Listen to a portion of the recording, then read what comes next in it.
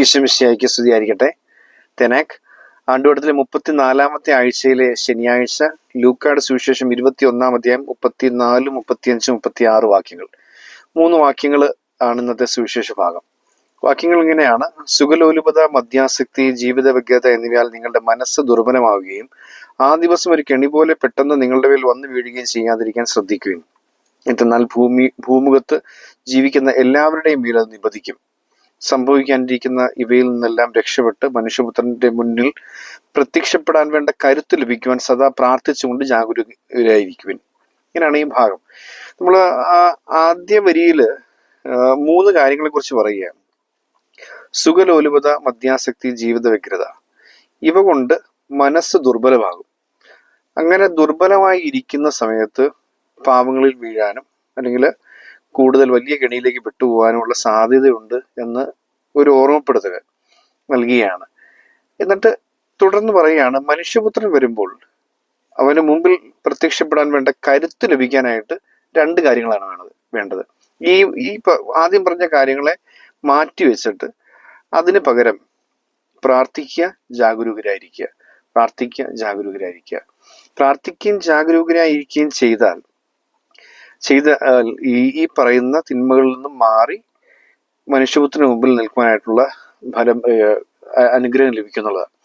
ഒരുപക്ഷെ സുഖലോലുപത, മദ്യാസക്തി എന്ന് പറയപ്പെടുന്ന 2 കാര്യങ്ങൾ നമ്മളെ ഒരുപാട് നമ്മളെ അലട്ടുന്നില്ലായിരിക്കും. തിന്മ അതിന്റെ വിഭിന്നങ്ങളായിട്ടുള്ള വ്യത്യസ്തങ്ങളായിട്ടുള്ള രീതിയിൽ നമ്മുടെ ജീവിതത്തിൽ ഇടപെടുന്നുണ്ട്. പക്ഷേ മൂന്നാമത് പറയുന്ന വാക്ക് നമുക്കൊരു വലിയ പ്രശ്നം തന്നെ. ജീവിത വ്യഗ്രത എന്ന് പറയപ്പെടുന്ന വാക്ക്, ജീവിത വ്യഗ്രത. ഈ ജീവിത വ്യഗ്രത എന്ന് പറയപ്പെടുന്ന ഒരു സംഭവം ഉണ്ടെങ്കിൽ അതിനകത്ത് നിന്നും ഒഴിയാനും അതിനകത്ത് നിന്നും മാറി ഒരു ജീവിതം ലഭിക്കാൻ വേണ്ടി വേണമെങ്കിൽ മദ്യാസക്തിയിലേക്ക് പോവാം, അല്ലെങ്കിൽ സുഖലോലുപതയിലേക്ക് പോവാം. അപ്പൊ ഈ 3 വാക്കുകളുള്ളതിലെ ഒരു റൂട്ടായിട്ട് നമുക്ക് കാണാവുന്ന വാക്കിനകത്ത് ജീവിത വ്യഗ്രതയാണ്. അതിനകത്ത് നിന്നും പോകാൻ സാധ്യതയുള്ള മറ്റ് 2 തിന്മകൾ കൂടി നമുക്ക് കാണാൻ സാധിക്കും. അപ്പൊ ഈ ജീവിത വ്യഗ്രത എന്ന് പറയപ്പെടുന്ന പ്രശ്നം, ഒരു ടെൻഷൻ, സ്ട്രെസ് എന്നൊക്കെ പറയുന്ന സംഭവം, അതൊരു തിന്മയായിട്ടാണ് നമ്മൾ ബൈബിൾ നമുക്ക് ഇവിടെ അവതരിപ്പിക്കുന്നത്. ഞാനിത് ഈ ഭാഗം വായിച്ചു കഴിഞ്ഞപ്പോഴത്തേക്ക് പെട്ടെന്ന് മനസ്സിലേക്ക് വന്നൊരു കാര്യം, നിരന്തരം മനസ്സിനെ അലട്ടിക്കൊണ്ടിരിക്കുന്ന കുറേയധികം കാര്യങ്ങളുണ്ട്. കുറേയധികം കുറച്ച് അസ്വസ്ഥതകൾ നമുക്ക് ഇപ്പം എന്നെ കേൾക്കുന്ന നിങ്ങളെ സംബന്ധിച്ചിടത്തോളം നമ്മുടെ ഓരോരുത്തരുടെയും ജീവിത സാഹചര്യം, ജീവിത അന്തസ്സിന് അനുസരിച്ച് ഈ ജീവിത വ്യഗ്രത എന്ന് പറയുന്ന കാര്യത്തിന് വ്യത്യസ്തങ്ങളായിരിക്കും. ഒരു കുഞ്ഞിന്റെ ജീവിത വ്യഗ്രതയല്ല ഒരു പ്രായമുള്ള ഒരാൾക്കുള്ളത്. ഒരു സമർപ്പിതന്റെ ജീവിത വ്യഗ്രതയല്ല ഒരു സാധാരണ ഒരു അൽമായനുള്ളത്. അങ്ങനെ നമുക്ക് ഈ ജീവിത വ്യഗ്രത എന്ന് പറയപ്പെടുന്ന സംഭവത്തെ വ്യത്യസ്തങ്ങളായ രീതി നമുക്ക് കാണാൻ സാധിക്കും. ഓരോ ജീവിത അവസ്ഥയിലും ഇത് വ്യത്യസ്തമാണ്. പക്ഷെ ഇത് എല്ലാവരിലും ഉണ്ട് താനും. എല്ലാവരെയും ബാധിക്കുന്ന ഒരു പ്രശ്നമാണ് ഈ ജീവിത വ്യഗ്രത എന്ന് പറയപ്പെടുന്നത്.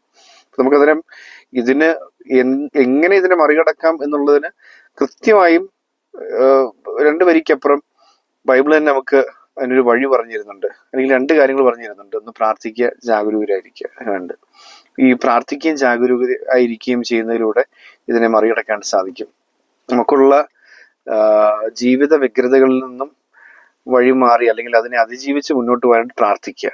2 ഈ ജീവിത വ്യഗ്രതയുടെ പേരിൽ നമ്മൾ ചെന്ന് പെടാൻ സാധ്യതയുള്ള തിന്മകളെ കുറിച്ച് ജാഗ്രത ഉണ്ടായിരിക്കുക, ജാഗരൂകരായിരിക്കുക. അങ്ങനെയാണ് ഈ 2 വാക്കുകൾ നമുക്ക് വായിച്ചെടുക്കാൻ സാധിക്കുക. ജീവിത വ്യഗ്രതയെ, ടെൻഷനെയും സ്ട്രെസ്സിനെയും കൺഫ്യൂഷനെയും ഒക്കെ അതിജീവിക്കാൻ നമ്മളെ സഹായിക്കുന്നത് പ്രാർത്ഥനയാണ്. അങ്ങനെ പ്രാർത്ഥിച്ച് മുന്നോട്ട് പോവുകയാണെങ്കിൽ സ്വാഭാവികമായിട്ടും ഈ പറഞ്ഞ തിന്മകളെയും നമുക്ക് അതിജീവിക്കാൻ സാധിക്കും. ഈ സുഖലോലുപത, മദ്യാസക്തി എന്ന് പറയപ്പെടുന്ന 2 ലെവലിൽ മാത്രം ഒതുക്കണമെന്നില്ല. അതുപോലെ അതിന് സമാനമായിട്ടുള്ള അനേകം തിന്മകൾ, ആ 2 തിന്മകളും അതിന് സമാനമായ മറ്റു തിന്മകളെയും അതിജീവിക്കാൻ നമുക്ക് ബലം ലഭിക്കാൻ പോകുന്നത് ജാഗ്രതയോടുകൂടി ജീവിക്കുന്നതിലൂടെയാണ്. അപ്പോൾ പ്രാർത്ഥനയും ജാഗ്രതയും കൊണ്ടാണ് നമുക്കിതിനെ അതിജീവിക്കാൻ സാധിക്കുക. നമ്മളൊരു ലിറ്റർജിക്കൽ ഇയർ അവസാനിക്കുകയാണ്. ഒരു ലിറ്റർജിക്കൽ ഇയർ അവസാനിച്ച് നമ്മൾ പുതിയ ഒന്നിലേക്ക് പ്രവേശിക്കാൻ പോവുകയാണ്. 34-ാമത്തെ ആഴ്ചയിലെ ശനിയാഴ്ചയോടുകൂടി ആ പുസ്തക ലക്ഷണറി അവസാനിക്കുന്നു. ആ ഒരു 2025 എന്ന് പറയുന്നത് ഒരു 1-ാം വർഷമായിരുന്നു. ഇനി 2-ാം വർഷത്തിന്റെ പുസ്തകത്തിലേക്ക് കടക്കുന്നതിന് മുമ്പായിട്ട് ആഗമനകാല ഓർമ്മപ്പെടുത്തിലൂടെ നമ്മൾ ലിറ്റർജിയിലേക്ക് ഒരു പുതിയ ലിറ്റർജിക്കൽ ഇയറിലേക്ക് ഒരു സൈക്കിളിലുള്ള പുതിയ ലിറ്റർജിക്കൽ ഇയറിലേക്ക് നമ്മൾ പ്രവേശിക്കുകയാണ്. അപ്പൊ അതിനു മുമ്പ് ഈ ഒരു ആരാധനക്രമ വർഷത്തിലെ അവസാനത്തെ വായനയായിട്ടാണ് നമ്മൾ ഇതിനെ കാണുന്നത്. ഈ ഒരു ഓർമ്മപ്പെടുത്തല് ഈശോ നമുക്ക് നൽകുന്നത് ഹൃദയപൂർവ്വം സ്വീകരിച്ചുകൊണ്ട് പ്രാർത്ഥനയോടുകൂടി ജാഗ്രതയോടുകൂടി കർത്താവിന്റെ വരവിന് വേണ്ടി നമുക്ക് ഒരുങ്ങാം. ദൈവം അനുഗ്രഹിക്കട്ടെ.